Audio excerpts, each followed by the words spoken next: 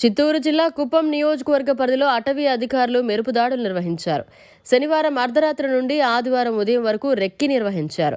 అటవీ శాఖ రేంజర్ జయశంకర్ వారి బృందంచే కుప్పం 4 మండలాలు తిరిగి కలప రవాణా చేస్తున్న మొత్తం 8 ట్రాక్టర్లను పట్టుకున్నారు. అందులో కొన్ని ట్రాక్టర్లకు కనీసం నెంబర్ ప్లేట్లు కూడా లేని వైనం చూస్తున్నాం. 8 ట్రాక్టర్లతో సహా. దీంతో అటవీ శాఖ అధికారులు 8 ట్రాక్టర్లతో సహా కలపను సీజ్ చేశారు.